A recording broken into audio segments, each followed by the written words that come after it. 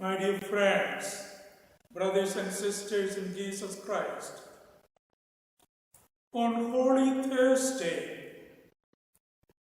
we celebrate God's wonderful gift of the Holy Eucharist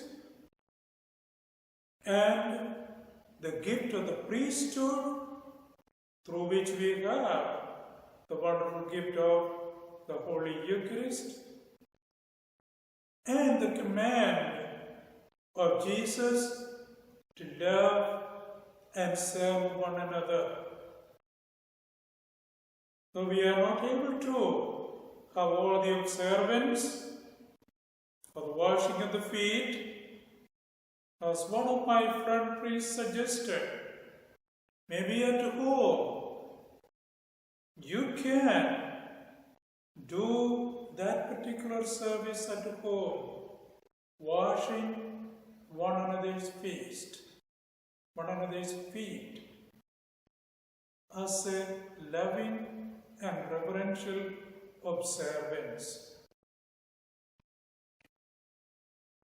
Sunday, we heard our blessing of the palms, and I am really glad many people came and received the palms, though through the driveway. On Tuesday, our Cardinal had blessed all the oils at a Chrism Mass, and I went and received our oils, the oil of Chrism, the oil of catechumens, and the oil of the sick, which we will be using this year. Let us also remember, this is one particular way we feel attached and connected to our archdiocese. We are part of the diocese. I would like to read it to you. The first reading for Holy Thursday, a reading from the book of Exodus. The Lord said to Moses and Aaron in the land of Egypt, "This month shall stand at the head of your calendar. You shall reckon it the first month of the year. Tell the whole community of Israel, on the 10th of this month, every one of your families must procure for itself a lamb, one apiece for each household. If a family is too small for a whole lamb, it shall join the nearest household in procuring one, and shall share in the lamb in proportion to the number of persons who partake of it. The lamb must be a year old, male, and without blemish. You may take it from either the sheep or the goats. You shall keep it until the 14th day of this month, and then, with the whole assembly of Israel present, it shall be slaughtered during the evening twilight. They shall take some of its blood and apply it to the two doorposts and the lintel of every house in which they partake of the lamb. That same night they shall eat its roasted flesh with unleavened bread and bitter herbs. This is how you are to eat, with your loins girt, sandals on your feet, and your staff in hand. You shall eat like those who are in flight. It is the Passover of the Lord.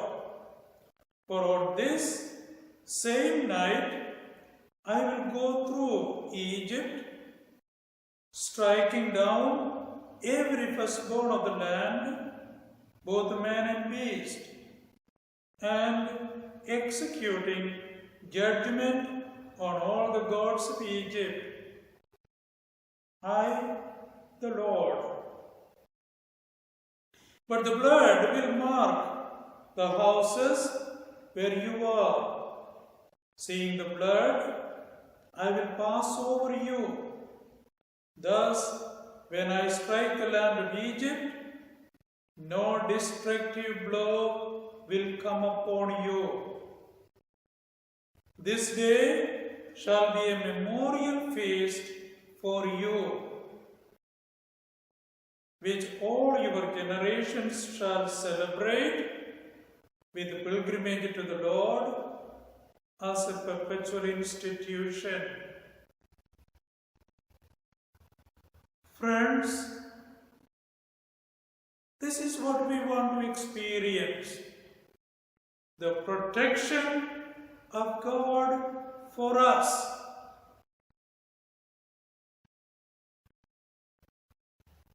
The doors that were sprinkled with the lamb were protected. Jesus, the Lamb of God, who is slain for us, may He protect us.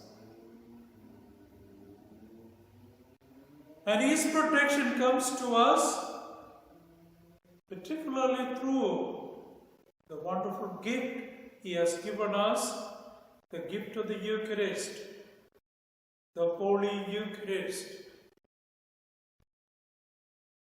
where we eat of His body and drink of His blood. So may His blood watch over us, shield us, protect us, particularly this year as we are in this terror of the coronavirus. Yes, we shall overcome. Jesus will help us to overcome. And on this Holy Thursday, as we hear in the Gospel, Jesus washes the feet of His 12 apostles and gives them the command to wash one another's feet. The command to serve one another. So let us take this particular message of the Holy Thursday, and maybe we shall listen to that Gospel passage from the Gospel of John. Before the feast of Passover, Jesus knew that His hour had come to pass from this world to the Father. He loved His own in the world, and He loved them to the end. The devil had already induced Judas, son of Simon the Iscariot, to hand Him over. So during supper, fully aware that the Father had put everything into His power and that He had come from God and was returning to God, he rose from supper and took off his outer garments. He took a towel and tied it around his waist. Then he poured water into the basin and began to wash the disciples' feet and dry them with the towel around his waist. He came to Simon Peter, who said to him, "Master, are you going to wash my feet?" Jesus answered and said to him, "What I am doing, you do not understand now, but you will understand later." Peter said to him, "You will never wash my feet." Jesus answered him, "Unless I wash you, you will have no inheritance with me." Simon Peter said to him, "Master, then not only my feet, but my hands and head as well." Jesus said to him, "Whoever has bathed has no need except to have his feet washed, for he is clean all over. So you are clean, but not all."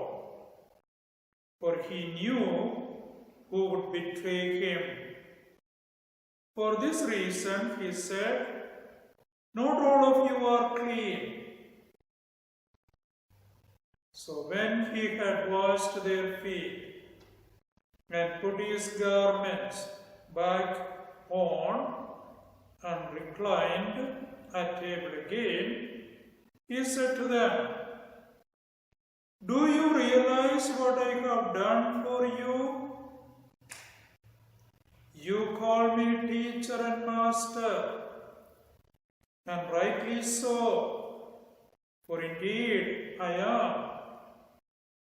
If I, therefore, the master and teacher, have washed your feet, you ought to wash one another's feet. I have given you a model to follow, so that as I have done for you, you should also do." The Gospel of the Lord. Praise be to you,